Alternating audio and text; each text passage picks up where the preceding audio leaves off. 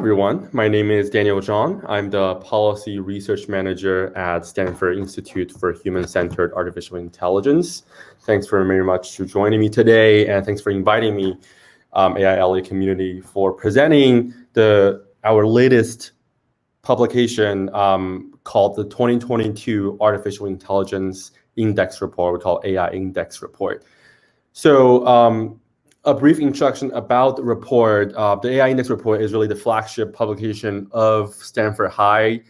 It's our 5th year doing the report. We started with a very small project, independent project in 2017, and become this part of Stanford HAI in 2019. And now we publish about 200 pages annual report every year via a very cross-sector approach. We measure the development and progress of AI through a multi-sector approach. We analyze what are the latest publications published in the AI field, as well as, for example, how much private investment going to AI in the general economy field. What are the latest technical performance development in AI, namely how are machines being tested against different technical benchmarks, as well as how many legislations, for example, are getting passed in the Congress, how much public investment going in AI, and finally, what are the ethical implications of AI development and how do we measure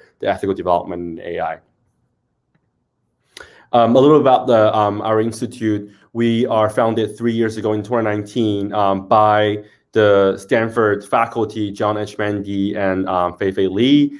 We have mostly 3 pillars: research, education, and policy, and AI Index under the research pillar, where we, as I talked about, explore the development and progress of AI and find out different ways to measure the important policy questions and the important implications of AI development on the society. We have a wide range of industry and academia experts on our steering committee for our annual publications. As you can see, we have different experts from the policy community, as well as startup, or those who really look into social impact of AI on Stanford campus. We couldn't do this report without a wide range of collaborators across industry academia. We collaborate with companies like LinkedIn, McKinsey, MC Burning Glass, as well as academic institutions like Center for Security and Emerging Technology at Georgetown for a variety of data in R&D, in technical performance, in economy, education, that ultimately makes this trend analysis on AI progress.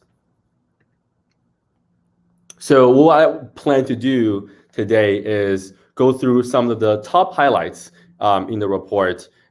The report is 200 pages, so probably don't have time to go through everything, but those are what we found the most interesting about AI development and AI progress in this past year.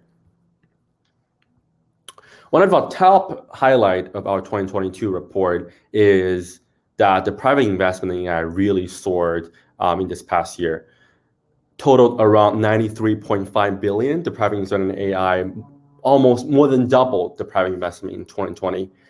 However, at the same time, though, it's worth noting that the number of newly funded AI companies continue to drop. We see that in 2019, there were about 1,051 companies, and that dropped to around 746 companies in 2021. The reason behind that is in 2020, there were 4 founding rounds, I think, that worth $500 million or more. And interestingly, in 2021, there were only 15. So what we're really seeing here is that this investment in AI, the private investment in AI started to concentrate at the top. That leaves very little room for or raise the barriers for startups to join this become ever crowding field of AI startup. Another angle we look at in our AI Index report is the research and development angle, meaning what kind of publications are getting published in AI, what are the journal, conference, repository publications, and who are publishing those publications. Specifically, we compared the number of publications by 3 AI powerhouse countries, namely powerhouse country or regions, namely China, United States, and EU and UK. This graph shows that in 2021, China continued to lead the world in the number of AI journal, conference, and repository publications. So when we say repository publication, what we really mean here is this open source publications platforms, especially popular in AI field, where people want to publish their work without peer review because they want to jump on, share their research with the world, and they can share in repository platforms like Archive. And our analysis shows that 63.2%, China has 63.2% higher publication total than in the United States, with all three different types combined. In the meantime, however, the United States held a dominant lead, as this graph shows, among major AI powers in the number of AI conference and repository citations. So quantity versus citations is really close to, can resemble like a quality versus quantity discussion. So as you can see, China published more publications with all three combined, but at the same time, the United States has more citations or have more recognized publications by researchers around the world in this field in general.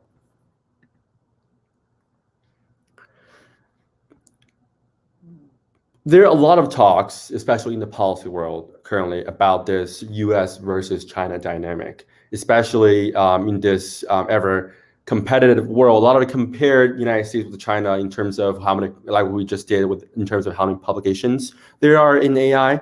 But at the same time, what AI Index, what we really want to see if there are also collaborations happening in this field. In AI, there are a lot of cross-country collaborations happening among different countries. But in this case specifically, we find that despite those rising geopolitical tensions between those two countries, the United States and China really had the greatest number of cross-country collaborations in AI publications in the past 11 years.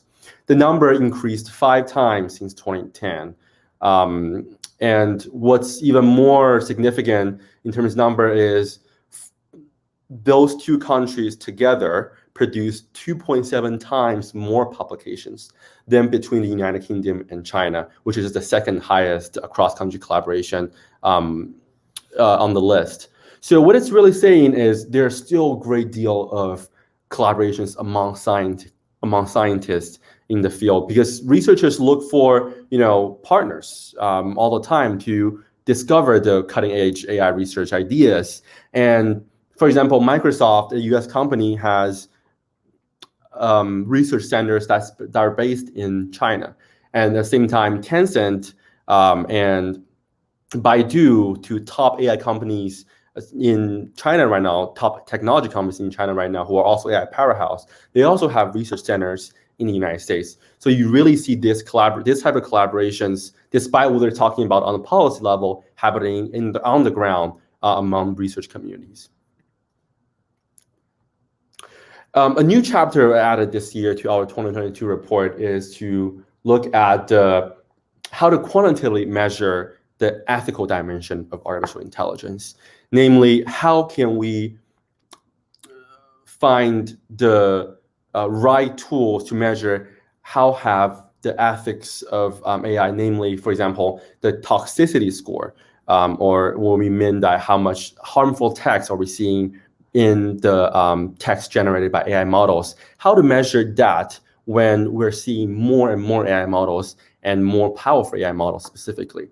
So one area we specifically look at is large language models. Large language models like GPT-3 and BERT really became very powerful, especially in the last 5 years.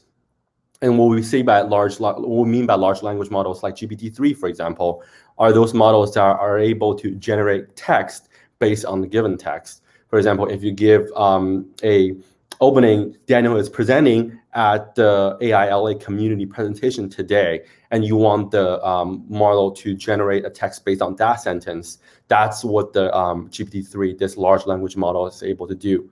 But it also have a lot of ethical implications that very concerning, that are very important. For example, one of the Stanford faculty, James Zhou, published the research on AI, large language models, saying that those models exhibit discriminations towards the Muslim community when you feed the large language model with sentences that include Muslim identity.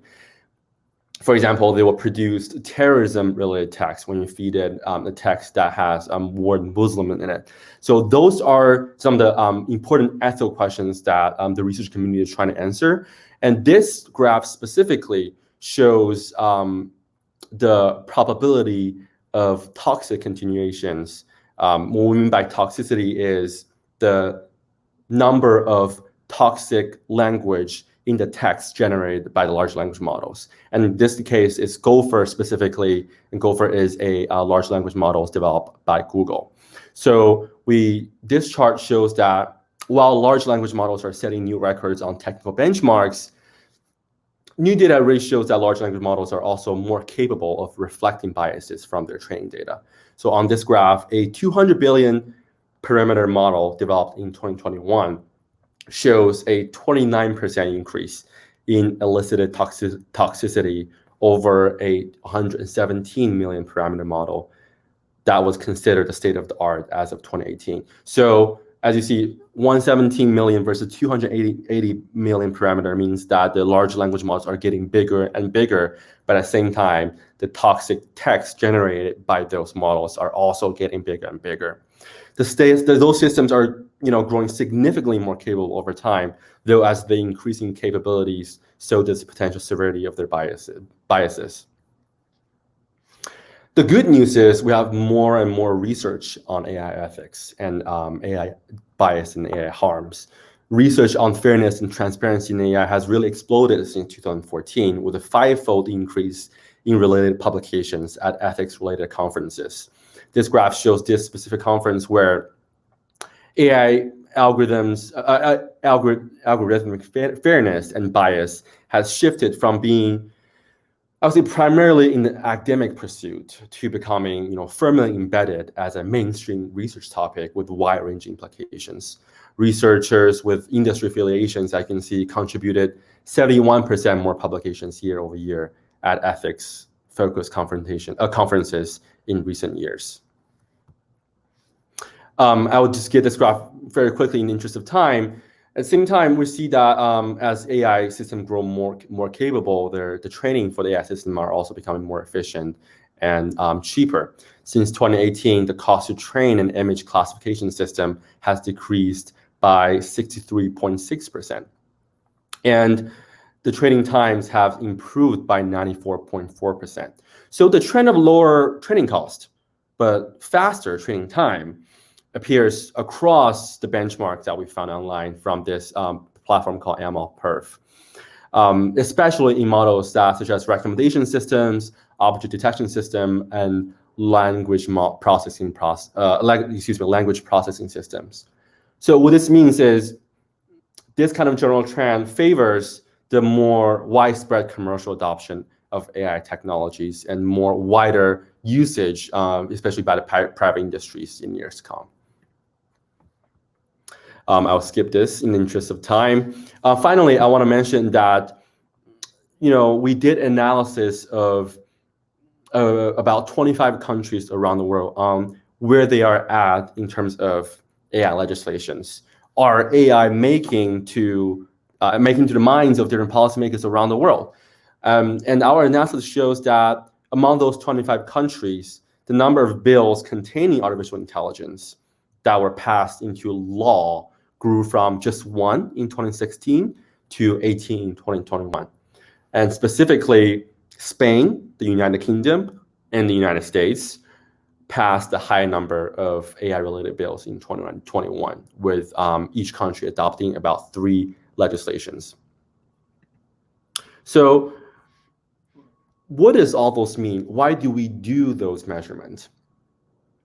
AI has obviously transitioned from being an area of academic interest to one of academic prestige, as our slide deck shows, especially in the academic world.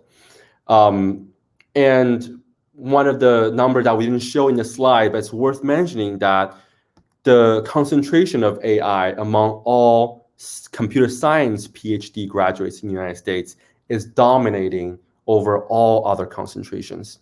So AI is a top contributor for CS computer science PhDs in the United States, and we know that the same dynamic is exhibit in across the world.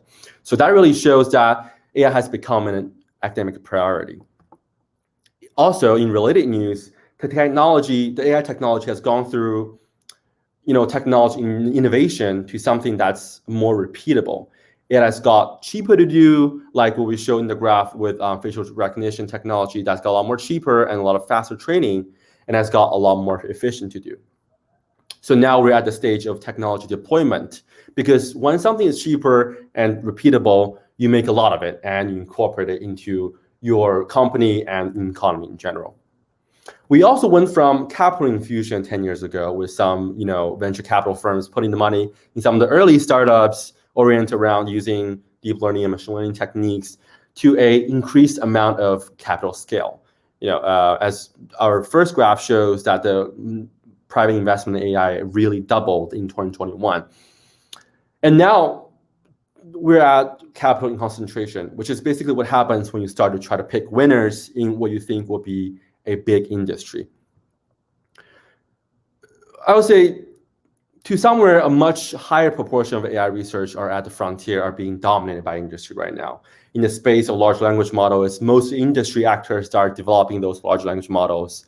And in the case of frontier, for example, in ImageNet, it is an industry that's pushing the accuracy on those benchmarks by using a lot of extra data set because they have the resources to get more compute power and more data access. It's now worth reflecting that because once industry has dominated research in the area, the incentive structure for the research, it gets shifted quite dramatically towards what benefits industry that is. And that might have an impact on things like ethics and other important things that we know are quite, have a lot of questions to answer. Again, the ethics, the bias and the harm questions. Finally, we have got from legislative awareness, I say about 5 to 10 years ago, where people are aware of AI happening, to now what we call legislative signaling. You see that AI are being mentioned in bills and the trend are starting to increase gradually. But I don't think we're quite in the final stage. We're not quite in the legislative actions yet. There are yet no major AI regulations bill being passed in Congress, but at the same time, internationally, there are movements in, for example, the European Union, where this very wide encompassing AI Act is being drafted, and in China as well, where there are a lot of AI governance initiatives just starting to pop up. So I would say, in other words, we are seeing the industrial revolution in the AI world, where companies starting to deploy more and more AI. But it's up to us to shape that conversations and to really answer the important ethical questions and distill that and also reflect that in our legislative actions. So that is a overall overview of our 2022 report. Feel free to contact me. I will leave my email in the chat if you have any questions, or if you are a potential data contributor out there, if you have important data on AI progress and AI development, please feel free to contact me, and we're happy to explore the opportunities to collaborate with you. Great, thank you.